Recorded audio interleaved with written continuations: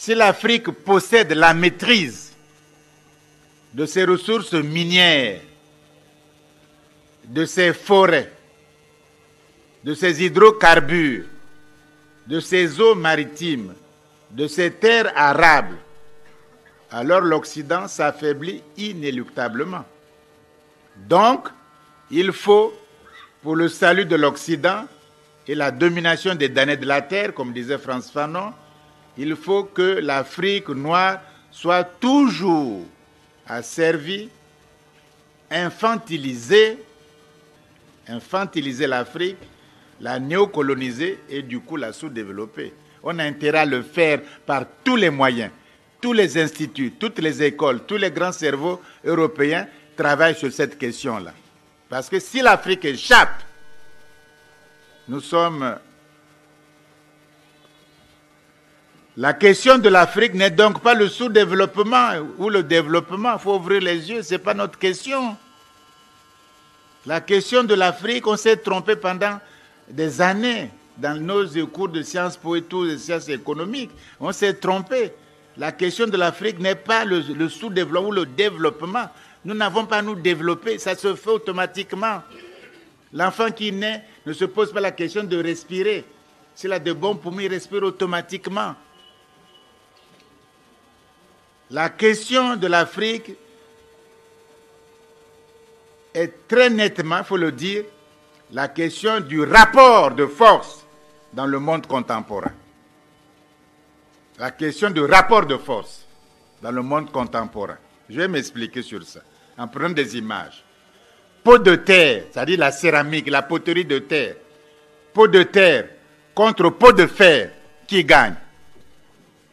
Qui domine? Qui dirige? Qui fait la loi? C'est tout. Hein?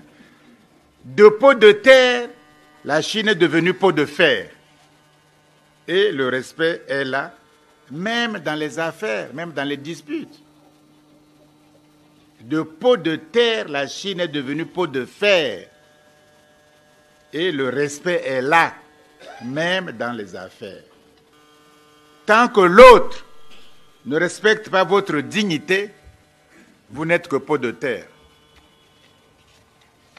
Même s'il loge dans vos hôtels, il vous remercie, etc. Mais il vous prend pour un pot de terre.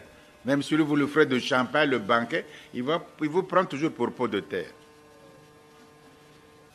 Être plus fort, protéger ses biens, son commerce extérieur, vendre ses produits, son industrie, gagner des marchés, fortifier sa monnaie, les multinationales, dominer les autres, ne pas accorder, etc. C'est ça la mondialisation. Devenir de plus en plus pot de fer pour écraser les pots de terre. Tout en vous noyant dans la mystification du développement, de l'émergence, que ça ira mieux. Donc l'Occident est très mal.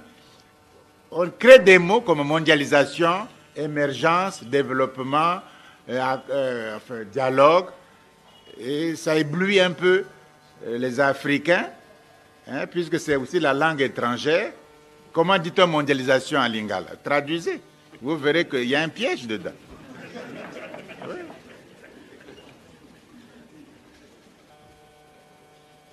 Même il n'y a même pas de sécurité d'un peuple africain. On peut bombarder de l'espace. Nous, on n'y connaît pas l'espace. On peut vous bombarder en étant dans l'océan Indien. On peut vous atteindre.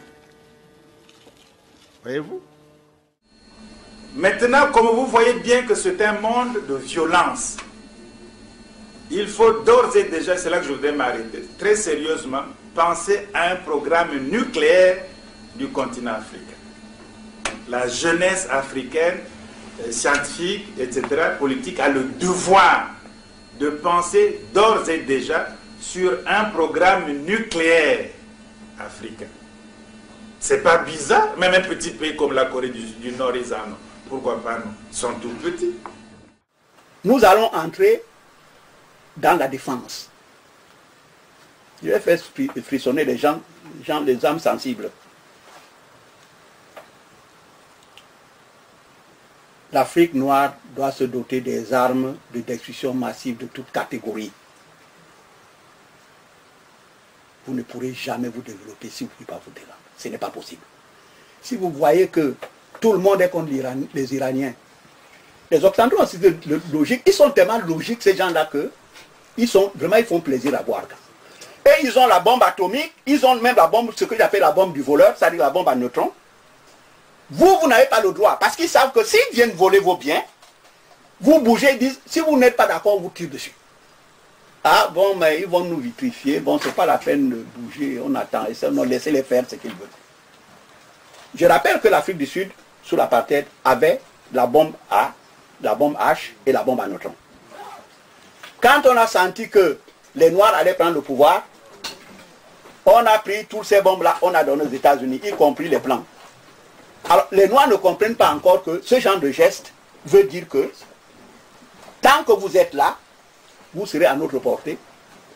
Parce que tant que nous, on voudra vos matières premières, il faudra qu'on vienne les chercher sans que vous ayez à nous créer des problèmes. On sait que ce qui se passe en RDC aujourd'hui, il y a notamment Bolloré avec l'histoire du Colombo-Tantalite, c'est-à-dire que sans le Colombo-Tantalite, qu'on appelle le coltan, vous n'avez pas d'ordinateur, vous n'avez pas de téléphone portable. Et pendant ce temps, les gars fomentent des guerres, pour tout temps de désordre à l'intérieur. Ils prennent le coltan, ils amènent, et pendant ce temps, nous mourons de faim. On dit l'Afrique est riche. L'Afrique n'est pas riche. L'Afrique est pauvre. Si on veut dénucléariser le monde, qu'on ne nous dise pas que non, vous n'avez pas le droit d'avoir l'arme nucléaire. Ceux qui l'ont, qui détruisent, et ils nous disent, nous tous on assiste. Parce que ces gens-là, il faut tout faire attention. Vous détruisez les armes, nous tous on voit. On dit, bon, maintenant, on a pris ces armes-là, on ne les fera plus. Mais ne nous dites pas que nous n'avez pas le droit de ne pas faire, et vous les avez. On dit que non, on ne peut pas accepter ça. Et je dis, les Africains sont capables aujourd'hui, commencez à y réfléchir sérieusement. C'est comme ça. Parce que c'est le monde tel qu'il est là avec sa torture, sa destruction de l'être humain, c'est ça. Il faut penser à ça. On a les moyens, on a les cerveaux, on a les matières, on a l'espace, on a les endroits pour tester. On le fera, le programme nucléaire juste. On dit pour la paix. Et quand vous faites pour la paix, pour la guerre aussi, parce que qui veut préparer la guerre, la paix, il prépare la guerre d'abord. Donc ça sera comme ça. Il faut faire nous-mêmes nos paramètres. Donc, mais on est trop fragile. Il n'y a pas d'oppression de l'Afrique. Personne, que ce soit l'opposition, que ce soit le pouvoir, que ce soit les intellectuels, les cadres, etc. L'Afrique n'est pas protégée par les Africains. Il faut apprendre à nos enfants, dès qu'ils sont dans le ventre, il y a des communications qui se font. Il faut leur dire que notre peuple est en danger. Quand ils viendront au monde, ils sont en mission. Il faut leur parler. Parce que sinon, les jours les plus terribles nous attendent. Je vous dis que je ne sais pas ce que nous deviendrons. Mettez-vous dans la tête que l'Occident ne nous forme pas pour nous développer. Vous devez en être sûr. Ils forment des subalternes de leurs administrations. Même quand ils forment des médecins, c'est pour que nous consommions leurs produits. Et un peuple ne vit pas comme ça. Ça dit que tu ne peux pas vivre en confiant ton destin. Surtout que l'Europe ne nous a jamais fait du bien. L'Europe a été toujours à nos problèmes. Tout le temps, l'Europe nous a posé des problèmes. L'Occident a réussi à convaincre l'intelligentsia africaine que cette question du développement est la question centrale. La cause profonde du sous-développement, ce n'est pas tellement ce qu'on raconte, corruption, bonne gouvernance, mais quelle est la cause profonde qu'on ne dit pas, que les experts même africains ne disent pas pour respecter les normes des critères internationaux. La cause profonde du sous-développement, quelle est-elle de l'Afrique noire? Mais cette cause du sous-développement, c'est l'Occident. Il ne faut pas chercher midi à 14h. Depuis le XIIIe siècle, à travers la traite négrière atlantique, des millions de Noirs sont pas dans les conditions qu'on sait. À travers l'esclavage, c'est-à-dire traiter des êtres humains sans droits humains comme des animaux. La colonisation, et on payait même les impôts, on vous coupait les bras, si vous n'avez pas payé l'impôt, même mort. la domination, l'apartheid, la néocolonisation. Cela fait au total près de 10 siècles nos rapports avec l'Occident. 10 siècles. On a passé par toutes les expériences de l'esclavage aux aides et aux dettes injustes. Ça suffit 10 siècles, non? On va encore être abruti, sous-développé pendant 10 siècles encore?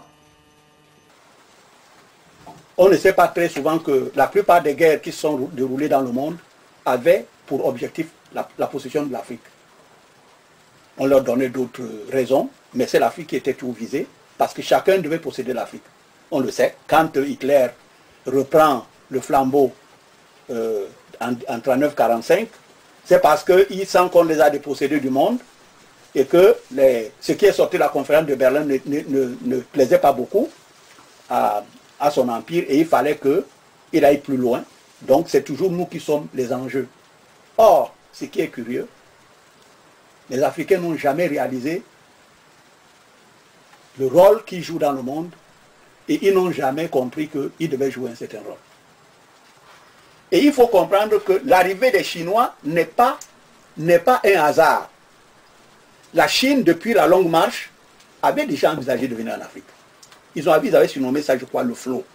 C'est-à-dire qu'ils savaient que l'Afrique avait été totalement dépeuplée et que la Chine était surpeuplée, allait être surpeuplée, et qu'il fallait déjà prévoir. Et c'est comme cela que vit un État. Et un État doit prévoir. Nous ne pouvons pas vivre au jour le jour, subir tous les éléments qui nous tombent sur le dos, et parce qu'une fois qu'ils sont là, nous ne pouvons pas, nous ne savons pas comment nous en débarrasser, parce que nous n'avons pas prévu de les combattre. Et lorsque Chirac va bombarder la Côte d'Ivoire en 2004, c'est parce que, il faut le dire clairement, la France raquette les États africains, ce qu'on appelle les États en Afrique. Il les raquette. Vous payez et vous êtes protégés. C'est ça qu'on appelle la France-Afrique, la France mafia. Donc, comme Laurent Gbagbo avait l'air de traîner les pieds, Chirac le lui a fait comprendre en tuant 70 de nos enfants et en blessant près de 300. Et pour le pays où les droits de l'homme sont très vite chantés, ni le Parlement français n'a posé de questions au gouvernement français sur ce qu'il est allé faire en Côte d'Ivoire, ni on n'a pas vu une manifestation. Je n'ai jamais vu les Français descendre dans la rue pour une manifestation parce que la France agresse les gens en Afrique. Tout est passé dans l'ordre. Donc les Africains, notre peuple doit tirer toutes les conséquences de la réalité du monde. J'ai dit une fois, il faut que nous réagissions un peu comme les peuples asiatiques. Nous sommes seuls. Nous sommes seuls. Et il faut compter sur nous-mêmes. Et cela veut dire aussi que ce que nous faisons, nous devons le faire avec beaucoup de gravité. Notre peuple est donc en guerre.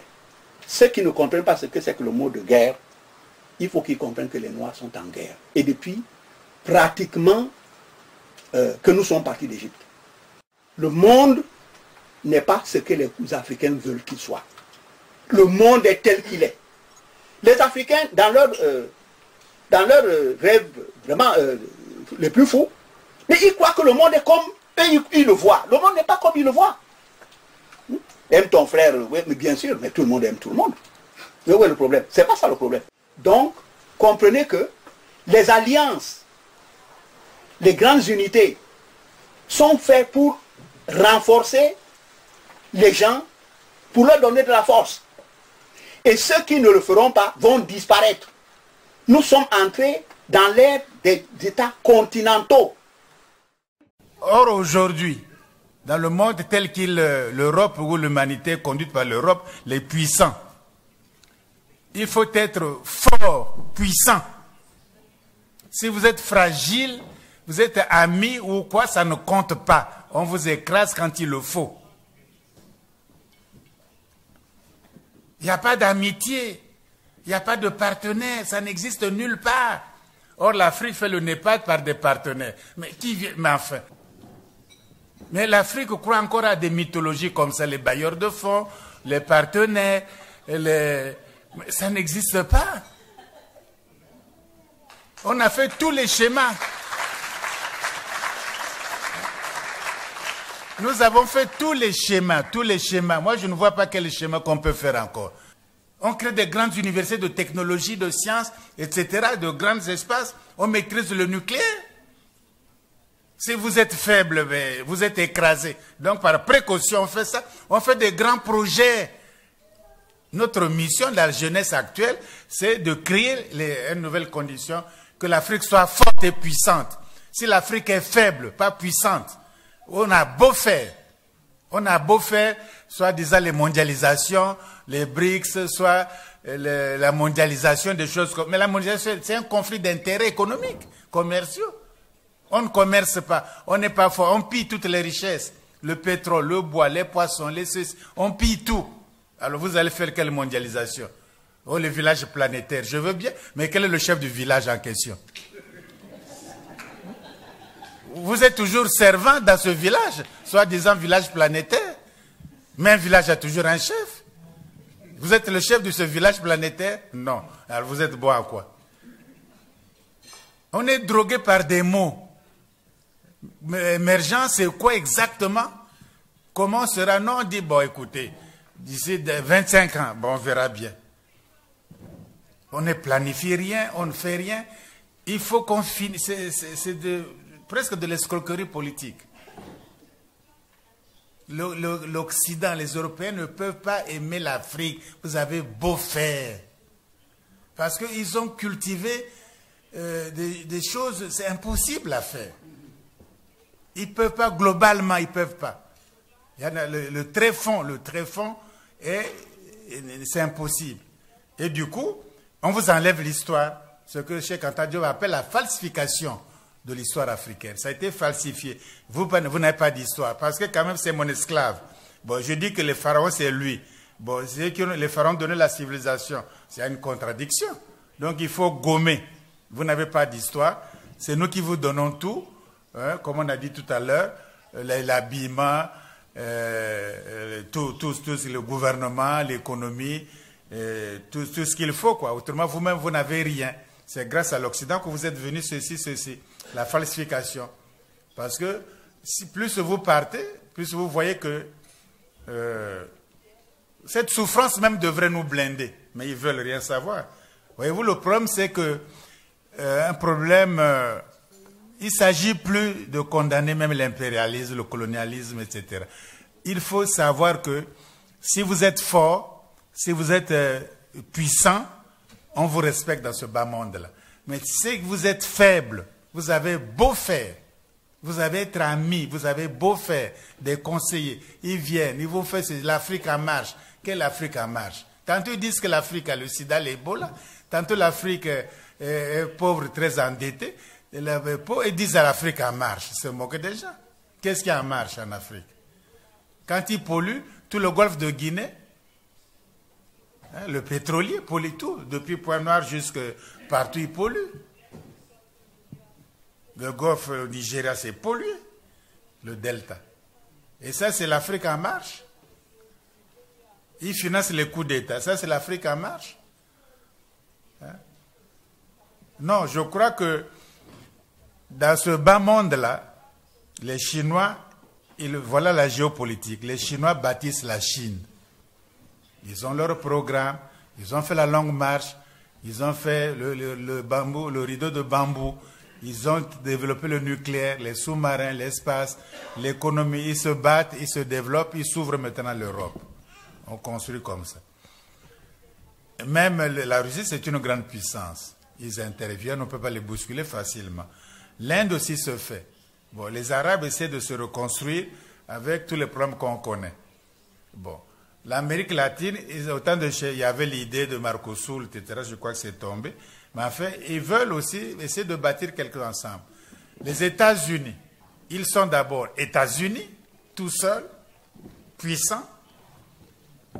Ils développent avec le Mexique, le Canada et les États-Unis. En cas d'eux, on est ensemble. Question de visa, de ceci. Le dollar, on va au Canada sans visa, on fait ceci. Il dit, on fait donc le Mexique, États-Unis en cas d'eux. Troisième scénario, ils font le Congrès américain. Donc avec tous les États américains, Cuba y compris. tout ce qui est Amérique du Sud, Amérique des îles. Ils s'appellent le American Congress. Ils sont le Congrès américain. Ils se réunissent régulièrement. Les États-Unis jouent encore sur l'Atlantique, l'Alliance Atlantique. C'est les chefs de l'OTAN que De Gaulle avait quitté. Sarkozy a réintroduit. Ils sont à l'OTAN. Donc, nous sommes pourtant l'océan Atlantique, mais nous ne sommes pas partis de l'OTAN. Trop faibles. Ils sont à l'OTAN. Les États-Unis jouent sur le tableau des Pacifiques, les pays pacifiques. Ils sont avec la Chine, le Japon, les Coréens. C'est le Pacifique. Ils se retrouvent pour discuter les problèmes du Pacifique, les pays du Pacifique. Ils sont dedans. Donc, ils sont dans le monde entier, vous voyez bien. L'Afrique n'est dans aucun scénario de demain, que ce soit militaire, sécuritaire, scientifique, on n'est dans aucun scénario. Dans aucun scénario. Alors donc, les voix les tapis, les pères fondateurs, c'est un mauvais schéma. Il faut abandonner ce schéma. C'est pénible, mais il faut l'abandonner. Il faut faire la propagande maintenant, développer les idées de l'État fédéral. C'est la seule issue. Le tout est de faire pour être puissant. L'Afrique a besoin d'être puissant, même pas de développement, parce qu'on ne se fera jamais développer. L'Afrique a besoin de puissance, comme ça, vous jouez votre carte de façon autonome. Ça sera difficile. Pourquoi? Parce que si l'Occident ou l'Europe sent que l'Afrique se retire un peu, bon, ils vont commencer à faire une violence extrême, à tuer les gens, les jeunes, etc., faire des rafles, etc. Parce qu'une puissance africaine qui va dire non, nous ne voulons pas que vous venez faire la pêche en Mauritanie, prendre les poissons comme ça. Non, nous ne voulons pas que vous traversiez, que tous ces bateaux qui vont en Afrique du Sud ne traversent pas tous ces sous-marins-là. Ce sont nos océans, dans nos eaux territoires, on ne veut pas. Donc l'Occident va subir la puissance africaine, on ne va plus être exploité pour faire leur force. On fait notre propre force. Voilà pourquoi il faut développer votre sécurité, vous développer les services d'espionnage. Or là, nous traversons les espionnages même, sans sécurité. Et tout est ouvert. On ne fait plus comme ça. On ne fait plus comme ça dans ce bas monde. On ne peut pas désister parce qu'on a subi l'esclavage, on a subi la colonisation, on a subi l'apartheid, on a subi tous les... etc. Au contraire, ça doit nous donner plus de force encore de dire, attention, si nous sommes faibles, on sera encore esclaves dans le monde tel qu'il va. Si nous sommes forts, on va nous respecter. Et si on nous respecte, on respecte aussi l'humanité. Plus l'Afrique est forte et belle et extraordinaire, et plus le monde jouira de la puissance africaine. Tandis que nous ne jouirons jamais de la puissance occidentale, parce que c'est une puissance de domination. C'est ça l'idéologie qui est l'arrière-plan, de dominer les autres, qui n'existent pas, c'est moi qui commande. Voilà pourquoi ils n'arrivent pas à faire même l'Europe, parce qu'ils veulent dominer les autres. L'autre veut dominer la Grèce n'en veut pas, l'Allemagne veut dominer les trucs, ils veulent dominer les autres. Maintenant, c'est le couple, on ne peut pas faire l'Europe avec deux couples, couple franco-allemand, quel couple va faire? C'est des histoires, tout ça.